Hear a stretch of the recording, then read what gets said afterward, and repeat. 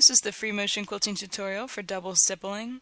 This video is being sponsored by the Ultimate Quilting Kit, a collection of the 3 best tools for free motion quilting on your home sewing machine. Learn more about these awesome free motion quilting tools at daystyledesigns.com. Now let's get back to double stippling. This design is stitched by first coming up with a large, very open, wiggly stippling.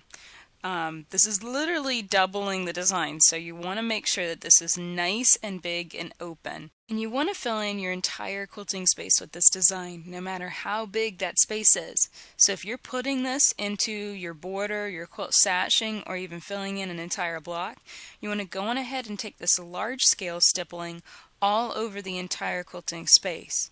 The foundation needs to be set first for the first stage of this design, and then we're going to go back in and we're going to double this stippling, and I'll show you what I mean in just a second.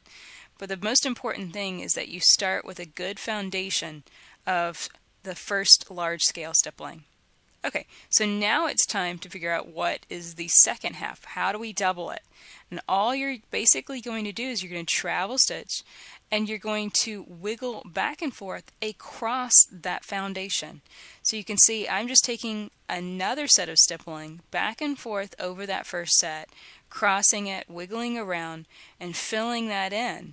It doesn't look like very much at the beginning, but once you start stacking and building this in, especially where the stippling kind of wiggles in around itself, it really starts to make a cool texture.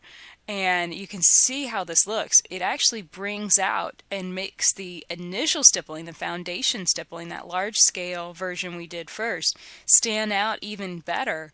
And this wiggly kind of more line-based stippling, kind of going just back and forth over that first set, it really recedes and you can't see it as much, but it's what's creating all that texture. And I just think that this is a really fun, really cool way of stitching stippling. It's a fun way of learning it because you're learning both large scale and kind of a smaller scale at the same time. And it makes a really neat effect on the surface of your quilt. So definitely try it. Here's what it looks like whenever you finish double stippling.